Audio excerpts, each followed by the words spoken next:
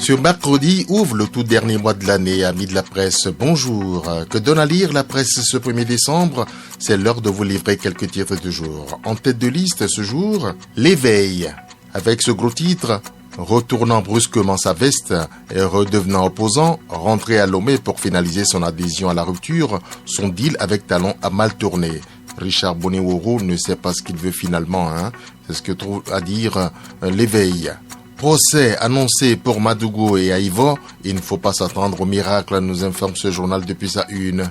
Éducation, des écoles sans enseignants, 3 mois après la rentrée. Quelles sont ces écoles? Le journal donne la liste dans ce numéro. Dynamisme Info, réorganisation du transport urbain à Cotonou, des appels à rapporter la décision seulement après 2 jours d'expérimentation.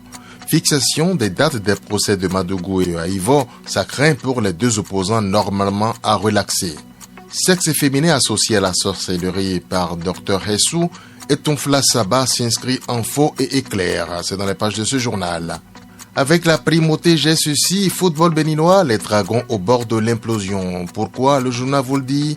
Comme une de ses mercredis, les volets numéro 1 gratuitement distribués. Félicite le journal. Après 1 an de suspension, le Festival international de Porto Novo relancé, nous informe le journal La Primauté. L'événement du jour, remboursement anticipé d'emprunt obligataire, le Bénin réalise une opération inédite, salue le journal en manchette. Ouri Bénin, recrutement d'un cabinet pour la définition d'un référentiel de sécurité pour la protection des services en ligne. L'économiste, marché financier de l'UEMOA, le Bénin rembourse par anticipation 217,85 milliards de francs CFA de dette. Perspective économique régionale du FMI, l'Afrique subsaharienne moins affectée par la Covid-19. La presse du jour, remboursement anticipé d'emprunt obligataire, le Bénin réalise une opération historique, c'est à la une de tous les journaux visiblement ce jour. Assemblée générale de l'AOMF, Pascal Essou élu trésorier général. Décision du préfet interdisant la circulation des minibus à Cotonou, le ras-le-bol des conducteurs et passagers. La Nation continue avec remboursement anticipé d'emprunt obligataire. Le Bénin réalise une opération inédite. Le journal Le Salut depuis sa une. Journée mondiale de la lutte contre le sida, inégalité et manque de préparation, trouve le journal. Le matinal, remboursement anticipé de plus de 217 milliards d'emprunts obligataires. Le Bénin réalise l'inédit dans l'espace UEMOA. Un bénéfice de 36 milliards pour impacter le social, nous informe ce journal. Achat et vente de terrain au Bénin à partir de 2023. Les risques liés aux transactions irrégulières du foncier, le journal en parle. L'autre quotidien, remboursement anticipé d'emprunts obligataires, 36 milliards d'économies réalisées par le Bénin. 8e FOCAC de Dakar, les ministres Agbenossi et Assouman rencontrent la communauté béninoise du Sénégal. Image forte à la une. Mise en service officielle des nouvelles gares routières de Vaudier et Abattoir, Cotonois et transporteurs apprécient la commodité de la circulation depuis lundi. Matin libre, prévision budgétaire de certains ministères, ça frise trop d'effets d'annonce. Finalement, qu'est-ce qui sera réellement fait en 2022? Interroge le journal très préoccupé. Poursuivi pour terrorisme et atteinte à la sûreté de l'État, la Criette libère 6 détenus. Qui sont-ils? Découvrez-les dans les colonnes de ce journal. Rugby, tournoi régional Ouest 2021, le Bénin sur le podium chez les dames.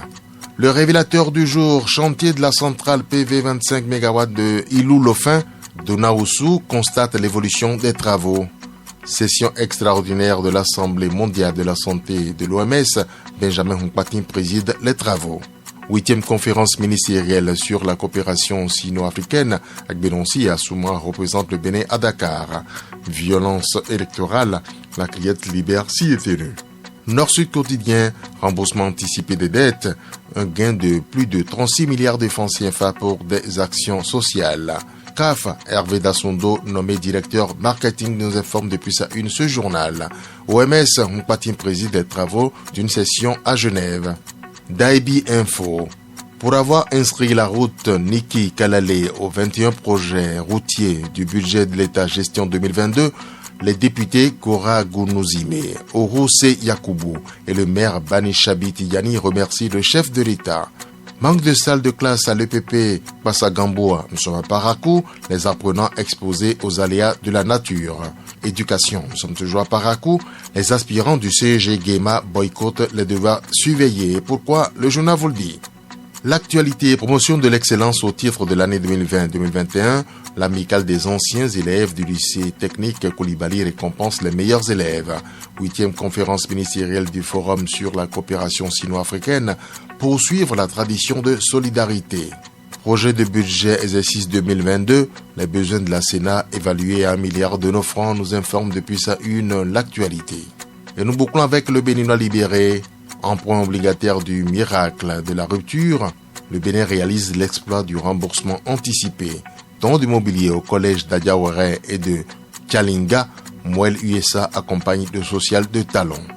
C'est fini pour le numéro de jour. Merci pour l'attention. Nous vous souhaitons une excellente journée et un heureux mois de décembre.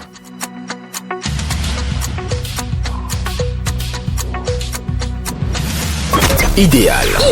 Web Radio. La diversité.